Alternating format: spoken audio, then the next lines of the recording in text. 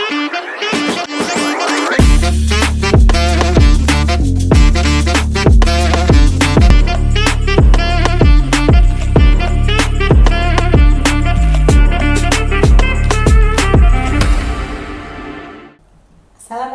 warahmatullahi wabarakatuh.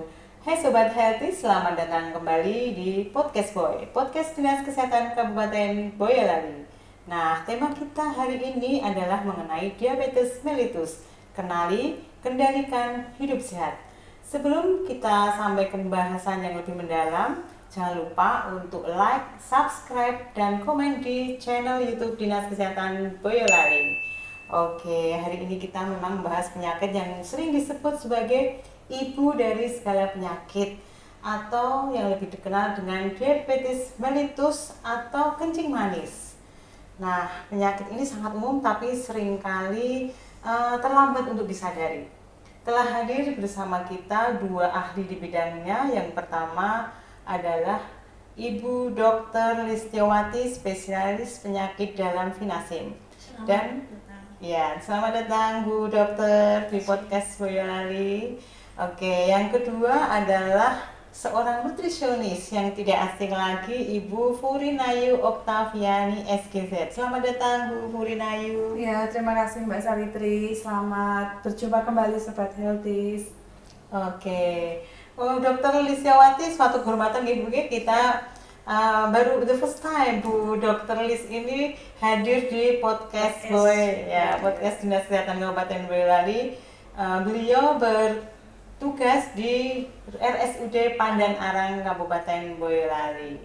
Nah, Bu Dokter dan Mbak Furi, ya. Nah, jadi kita memang harus lebih sadar ya akan pentingnya kesehatan. Nah, di sini sesuai dengan tema kita hari ini untuk mengenali, mencegah, dan tindakan jika terkena diabetes mellitus. Nah, Bu Dr. Lis, tolong bisa Ibu jelaskan ya Bu ya, dengan bahasa sederhana mungkin Ibu ya, apa itu diabetes mellitus, kemudian dan mengapa penyakit ini bisa terjadi? Ya.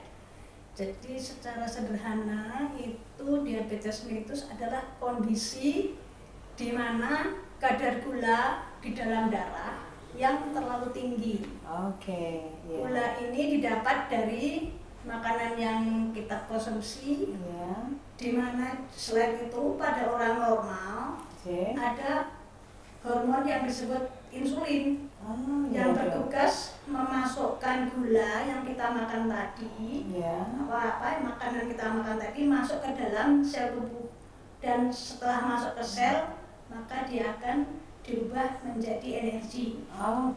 Pada penderita diabetes itu tubuh akan kekurangan insulin, sehingga selain kekurangan ada juga sel-sel tubuh yang kebal terhadap insulin. Akibatnya gula yang tadi itu yang harusnya masuk ke sel nggak bisa, jadi akan menumpuk di dalam darah. Begitu ya Dokter ya. Begitu, memang insulin ini memang penting sekali ya Bu ya gunanya. Oke. Kemudian jadi intinya masalahnya itu pada insulin dan gula darahnya ya Dok ya. Lalu gejala awal nih yang harus diwaspadai oleh masyarakat awam itu apa saja ya Dok? Ya, memang sebenarnya itu awalnya itu orang diabetes ada yang tidak merasakan gejala, tetapi secara klasik itu ada istilahnya trias P atau 3P. 3P ya Dok ya. Yang pertama itu poliuri. Poliuri, Poliuri itu artinya akan sering buang air kecil, terutama di malam hari. Di malam hari. Dia frekuensinya atau tidak ya Dok? Sampai 4 atau 5 kali. 4 sampai 5 kali. Jadi tidurnya nggak nyenyak dong ya? Iya. Tapi orang mengatakan dia itu nggak waspada, dikiranya bolak-balik ke kamar mandi itu karena terlalu banyak minum. Begitu ya, dia kebiasa gitu ya. Padahal itu memang gejala awal. Diabetes. Kemudian P yang kedua itu adalah banyak makan atau istilahnya polifagi. Itu sering lapar, udah makan lapar lagi ya. Jadi polifagi, makan inginnya makan terus, ngemil terus gitu ya. Kiranya karena dia bekerja itu Iya. gitu. Jadi seolah-olah ini sepertinya biasa Biasa Dan aja. itu adalah salah satu gejala dari iya, terias polifagi. Oke. Kemudian yang ketiga itu adalah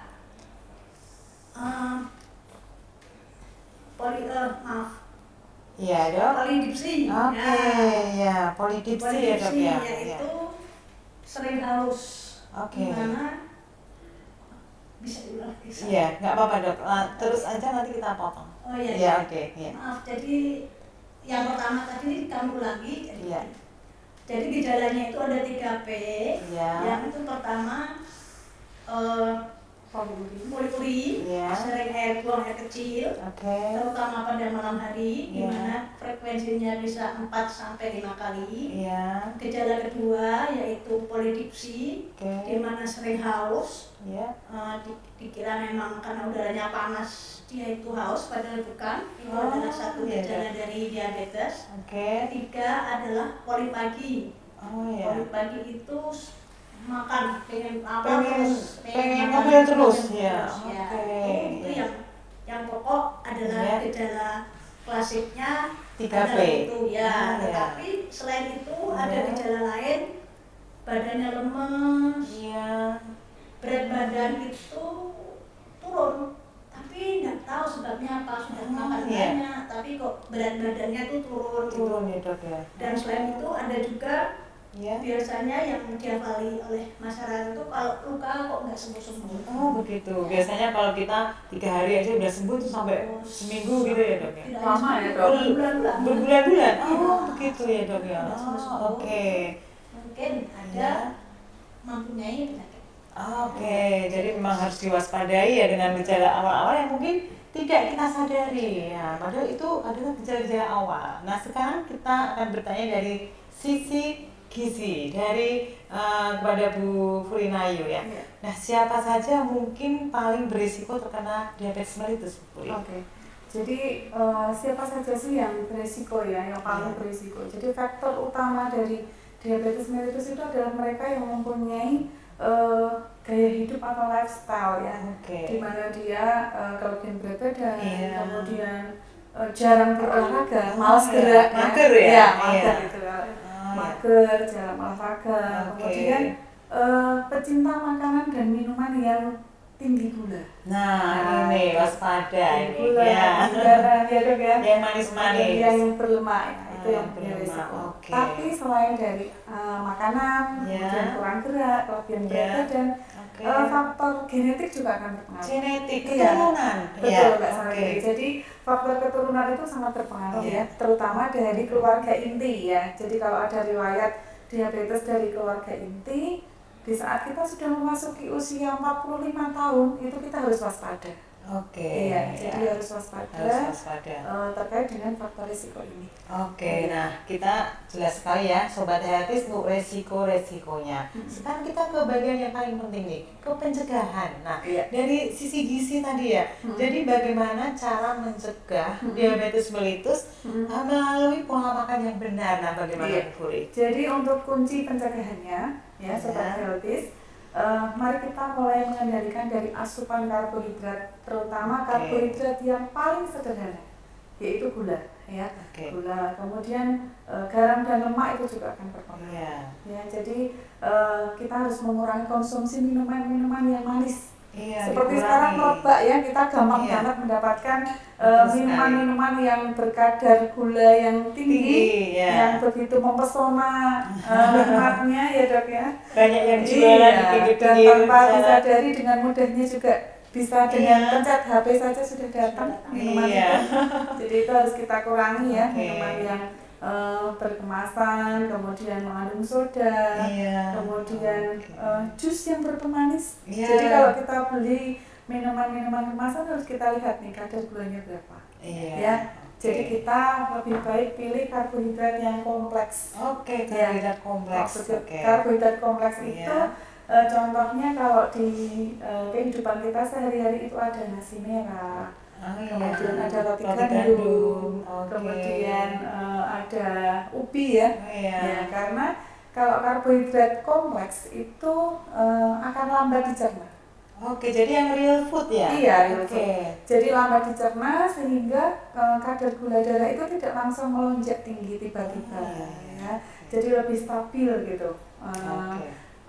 Untuk kadar gulanya, sehingga kita harus menerapkan juga terkait dengan isi piringku. Nah, ini yang penting, isi piringku. Oke, bagaimana Bu Furi? Jadi isi piringku ini adalah aplikasi dari gizi seimbang ya. Oh ya. Ya, penerapannya adalah di isi piringku.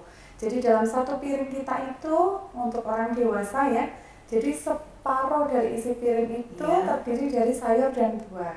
Di mana dari setengah piring itu 2/3-nya sayur. 2/3-nya sayur. Sepertiganya buah.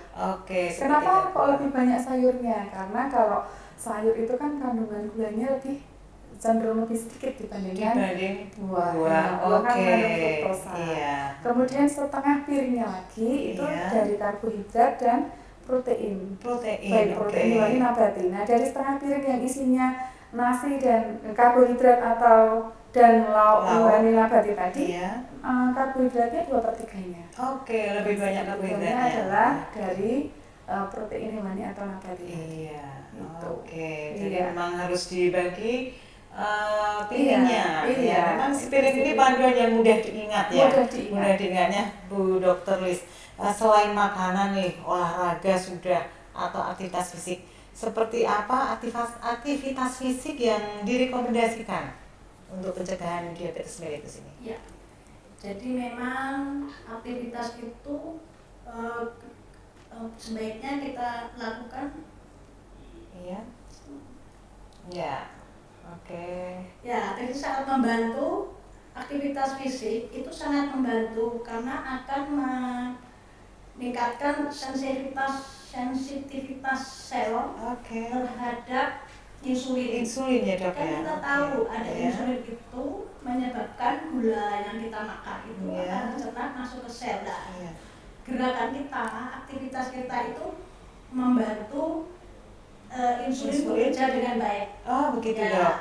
Olahraganya apa? Ringan saja. Jadi cukup sehari itu 30 menit. 30 menit dok. Atau lengkapnya seminggu 150 jam. Oh iya. 150 menit maaf. Seminggu itu 150 menit. Seminggu itu 150 menit. Itu terjadi 150 kalau misalnya kita lakukan selama 5 hari. Jadi 30 menit. Nanti hari berikutnya 30 menit lagi. Setiap hari. Jadi tidak harus 1 minggu 7 hari yang tidak. Oh iya. Jadi cukup 30 kali 5. Jadi 150 menit tadi ya dok ya. Misalnya yang contohnya yang ringan misalnya jalan cepat. Jalan cepat ya dok ya. Bersepeda. Kemudian berenang mungkin ya dok ya. Oh iya. Tren sekarang berenang. Berenang itu ada hiburannya, tapi juga ada manfaat lainnya untuk berolahraga. Kemudian pesan lagi buat teman-teman yang di kantor. Nah kita nih. Gimana dok? Yang duduk lama kalau bisa jangan terus-terusan. Jadi setelah 2 jam bangun, jalan sedikit, berdiri ya, gerak ya 10 menit, tidak apa-apa, 5 menit nanti duduk lagi gitu. Oh gitu ya. Jadi aktivitas ini baik sekali untuk membantu bagi mereka yang sudah terkena diabetes terutama bisa memasukkan insulin atau kadar gula darah yang tinggi itu bisa berkurang. Berarti gerak itu memang penting ya dok ya. Itu aktivitas fisik itu penting. Yang ringan-ringan saja. Seperti lagi FOMO, jalan-jalan cepat di sirkuit. Nah itu bagus tuh FOMO yang bagus. Iya, dan jangan lupa ya sobat healthies yang kerja kantoran jangan lupa tiap 2 jam berdiri, bergerak-gerak. Sering lupa itu. Oke, jadi memang penting sekali ya dok ya. Kemudian apakah ada tes sederhana dok yang bisa dilakukan masyarakat awam untuk screening diabetes mellitus? Ya, jadi yang sekarang juga sudah ada di masyarakat itu di poskes ya. Poskes. Saya senang sekali karena saya lihat mereka sudah menyediakan alat tes gula darah yang Oh, sangat iya, sederhana, Iya. cukup dengan stick saja, langsung bisa itu pemeriksaannya itu kita masukkan sebagai tes gula darah sewaktu, Oke. ya, atau lebih disingkat dengan GDS. GDS ya dok Ya, yang nggak pakai puasa itu ya nggak dok pakai ya? puasa, Oke. ya. Langsung. Bisa. Langsung aja. Jadi Oh, apabila hasilnya iya. nanti ternyata lebih dari angka 200, Iya. itu perlu perhatian khusus. Oh iya iya Ya, dok. nanti angkanya adalah 200. Iya. Tapi belum tentu Ya. angka 200 itu langsung mendapat obat, tidak. Oh iya iya dok. Ya, kalau 200 atau 2 lebih sudah panik langsung cari obat itu Iya. kurang bagus. Kan takut dok. Betul, ya. Jadi nanti Panik dulu ya. betul. Iya. Itu nanti kita harus mencari diagnosa pasti. Iya. Jadi harus periksa gula darah puasa. Iya. Yaitu puasa sebelum dicek itu puasa dulu selama 8 sampai 10 jam itu nanti Iya. baru dicek gula darahnya. Oke. Dan Iya. ada satu lagi yang tidak tergantung puasa, itu Iya. disebut dengan pemeriksaan A1C. Oh ya Kalau A1C. A1C, kalau Oke. yang lama istilahnya HbA1c, tetapi yang HbA1c. ya sebenarnya lebih disingkat A1C. Tidak perlu puasa dok. Tidak perlu puasa, Oke. tidak tergantung puasa, Ya. dan itu menggambarkan kadar gula darah kita rata-rata selama 2 atau 3 bulan Oh, iya. sebelumnya. Jadi walaupun itu tadi pagi dia tidak makan, tidak minum, cek gula darahnya itu tidak tinggi, Iya. tetapi bila HbA1c-nya tinggi, Tinggi. maka dia sebenarnya mempunyai diabetes. Oh begitu ya dok ya. Dan itu HbA1c itu sudah nggak bisa direkayasa, jadi Oh, ya iya, iya. dicek tinggi, Iya. berarti dia termasuk Oh diabetes. iya, jadi memang udah pasti ya, Ya, dok ya? ya. Apalagi, iya, Lebih apalagi pasti nanti ya. di apa ada gejala-gejala yang lain. yang Ya, muncul ya, gejala, jadi memang ah. harus di screening secara berkala ya dok ya. Betul. Oke, sekarang mungkin Bu Furi ya, Bu Furi, ada anggapan bahwa penderita diabetes mellitus itu tidak boleh makan nasi sama sekali. Nah, apakah ini benar Bu? Oh iya. Mbak Savitri dan Sobat Healthies ya. Jadi itu salah kaprah ya. Oh salah Enggak, kaprah. Mitos ya Bu ya? Iya, mitos salah kaprah. Jadi Iya. penderita DM itu mereka tetap butuh yang namanya karbohidrat. Oke. Iya, jadi sebagai sumber energi utamanya. Ah, iya. Nanti kalau nggak makan karbohidrat, nggak makan nasi sama sekali, terus sumbernya dari Lemes mana? dong. Lemes ya.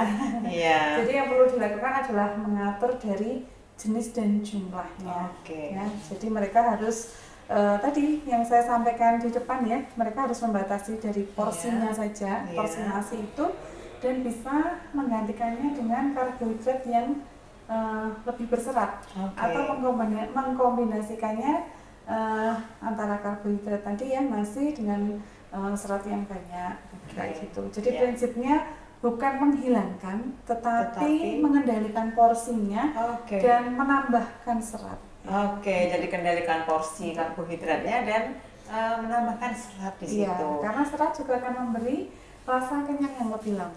Oke. Ya, tadi kan iya. Bu Dokter sudah menyampaikan ya, Dokter Lis, bahwa gejalanya salah satunya adalah polifagi. Jadi rasanya pengen makan. Pengen terus. lapar Nah, terus ya. ya. Kalau dengan serat yang Iya. lebih banyak, dia akan tertekan ya rasa laparnya lebih lama. Oke. Nah, sobat healthies, misalnya nih dok, misalnya ada yang sudah terdiagnosa diabetes mellitus. Nah, tindakan apa yang harus segera dilakukan dan mungkin apa fokus utama dari penanganan medisnya, dok? Jadi sebenarnya semua penyakit, apalagi diabetes, itu tidak hanya orang itu sendiri. Iya. Jadi beberapa, maka disebutkan di sini ada yang menyebut 3 pilar, Iya. ada yang menyebut juga 4 pilar, Oke. yang terakhir adalah 5 pilar. Oke. Iya. Penanganan dari diabetes, maksudnya itu pertama adalah edukasi. Edukasi. Itu Iya. ya dari beberapa banyak, misalnya seperti podcast ini, Iya. termasuk edukasi. Iya, dok. Kemudian ada yang suka baca-baca TikTok, yang Oh, benar, iya. ya. Oke, Itu iya. termasuk edukasi. Iya. Dari medsos ya, dok Dari ya. medsos. Bisa dari penyuluhan lain. Itu edukasi, itu pilar pertama untuk mengetahui apa sih diabetes itu. Kemudian pilar kedua adalah pengaturan makan tadi. Dari gizinya ya. Dari gizi. Kemudian pilar ketiga adalah aktivitas fisik. Jadi orang yang diabetes itu harus sering belajar, juga makanannya diatur, kemudian aktivitas fisik juga dikerjakan. Dan yang keempat barulah pengobatan. Jadi pengobatan itu di pilar keempat. Justru malah yang keempat. Dan yang kelima, yang pilar 5 tadi sebenarnya adalah yang terbaru, itu pemantauan gula darah mandiri. Begitu Dok, pemantauan gula darah mandiri. Jadi bisa ngecek sendiri. Jadi terkontrol ya. Jadi penata laksana lebih berkembang. Jadi hanya 3-4 pengobatan, kelima adalah bisa mengecek gula darah sendiri, monitoring diri sendiri. Jadi memang itu Sobat Healthies, pilar-pilar yang harus diperhatikan ya apabila untuk Sobat Healthies yang mungkin sudah terdiagnosa diabetes mellitus. Jadi tetap semangat ya, tidak usah berkecil hati. Memang ada berbagai macam penanganan diabetes mellitus yang yakin bisa kita lakukan. Kemudian Bu Furi, bagaimana nih? Tadi kan disebutkan untuk pengaturan makannya ya. Ada di pilar tadi, ada salah satunya adalah pengaturan makan. Nah, bagaimana cara mengelola diet? Nah, yang sudah terdiagnosa diabetes mellitus, apakah ada tips praktis untuk pasien baru? Jadi untuk pengaturan makannya, dietnya itu sebenarnya prinsipnya ada 3 yang sering kita sebut dengan 3J. 3J. 3J. Jadi yang pertama ya itu adalah dari jumlah, kemudian jenis dan jadwalnya. Nah, J yang pertama jumlah tadi, kalorinya harus sesuai nih dari yang dibutuhkan oleh tubuh kita ya. Tidak boleh berlebihan, tidak boleh kurang juga. Nanti kalau kurang bisa jadi hipoglikemi ya, jadi lemes juga, berkunang-kunang, pingsan juga gitu. Kemudian J yang kedua adalah jenisnya. Jadi dari jenis makanan itu harus seimbang ya, dan membatasi asupan yang memicu kadar gula darah itu bisa naik cepat. Contohnya menghindari dari yang karbohidrat paling sederhana tadi ya, yang tinggi kandungan gula seperti itu. Kemudian yang terpenting adalah jadwal makan. Jadwalnya. Nah, ini yang sering dilupakan oleh para diabetes ya Dok. Jadi jadwal makan, tahu-tahu biar nanti gula darah saya tidak naik, saya makannya cukup sehari sekali saja atau 2 kali. Justru itu yang tidak baik ya. Jadi jadwal makan ini harus tepat ya. Setiap 3 jam itu lambung harus diisi ya, dengan porsi yang sesuai tadi ya. Jadi ada makan pagi, kemudian snack pagi, makan siang, kemudian snack yang sore, kemudian makan sore gitu ya. Jadi cemilan pun kita harus pilih cemilan yang sehat nih, yang jangan memicu untuk kenaikan kadar gula. Contohnya misalnya tadi yang banyak mengandung serat, seperti buah, kemudian ada kacang-kacangan, atau tadi yang real food tadi yang sawit ya, yang ubi, kemudian bisa jagung yang direbus atau pisang rebus itu. Jadi prinsipnya adalah tadi 3J. Nah, Sobat Healthies, prinsip 3J ini benar-benar harus ditepati ya. 3J itu adalah jumlah, jenis, dan jadwal. Nah, ini sangat bermanfaat sekali. Nah, Dr. Liz, mungkin banyak yang takut nih dengan diabetes mellitus karena komplikasinya. Nah, kemudian mungkin Bu Dokter bisa menjelaskan sedikit tentang komplikasi ini dan bagaimana cara untuk menghindarinya. Ya, memang sebelum kita berbicara mengenai komplikasi, bahwa pengobatan diabetes itu sekarang sudah sangat maju. Dengan edukasi kita dengan sangat maju, nanti bisa dengan insulin, bisa juga dengan obat. Obat. Nah, apa sih yang ditakutkan kalau gula darahnya tinggi? Itu biasanya gula darah tinggi itu akan mempengaruhi dari pembuluh darah. Pembuluh darah, Dok? Pembuluh darah itu kalau tinggi terus gulanya dia akan rusak. Padahal pembuluh darah itu kan mengasih makanan ke dalam jantung, ke dalam otak, ke dalam mata. Nah, itu nanti kalau pembuluh darahnya itu menyempit, rusak, makanya pertama bisa akan terjadi komplikasi pada jantung. Misalnya terjadi serangan jantung. Kalau pada pembuluh darah otak bisa menyebabkan stroke. Dok. Ya, kalau pada ginjal itu ginjalnya harus mendapat suplai darah, tapi karena darahnya mengecil karena gula darah tinggi akan bisa mudah terjadi gagal ginjal. Demikian juga di mata juga ada pembuluh darah di mata itu kalau rusak menyebabkan kebutaan. Ya, karena dia retinanya akan terganggu pembuluh darahnya memberi makan ke sana. Kemudian yang berikutnya adalah yang sering dikhawatirkan adalah sampai amputasi kaki. Kenapa? Karena saraf yang harus mendapat makanan dari pembuluh darahnya rusak, sarafnya jadi tidak peka lagi. Kita ada luka nggak tahu, luka dan luka juga menjadi sukar sembuh karena gula darah tinggi, mudah terjadi infeksi dan akhirnya harus diamputasi. Jadi di sini yang penting nomor satu adalah jaga supaya gula darah tetap normal, stabil, di batas yang sudah ditentukan. Terkendali gitu ya. Batas normal. Kita bisa mengendalikan supaya gula darah itu tidak naik. Biar terkendali ya harus menepati tadi yang harus diperbaiki, lifestyle diperbaiki, kemudian kalau yang sudah sakit ya harus tepat 3J tadi ya dok ya. Teratur. Kontrol. Harus supaya terkendali ya dok ya. Harus waspada ya sobat healthies. Nah karena mungkin waktu kita yang terbatas ya dok ya Bu Furi, kita sekarang ke bagian kunci nih. Nah mungkin Bu Furi bisa menyampaikan satu pesan penting untuk sobat healthies yang ingin mencegah diabetes mellitus. Yuk sobat healthies, kita ganti ya dengan gula kita dengan kita bergerak. Jadi mulai hari ini kita mulai kurangi asupan gula kita, kita tingkatkan aktivitas fisik kita, kemudian kita harus menjadi konsumen yang bijak. Jadi makan itu tidak hanya harus makan yang bijak. Jadi makan tidak hanya sekedar kenyang, tetapi harus sehat ya, menyehatkan tubuh kita. Karena pola hidup yang sehat itu investasi yang terbaik untuk masa depan kita. Nah sobat healthies, pola hidup sehat adalah investasi terbaik untuk masa tua kita nanti. Nah kemudian terakhir nih dok, untuk pesan harapan Bu Dokter bagi penderita diabetes mellitus apa dok? Bisa disampaikan? Jadi jangan khawatir.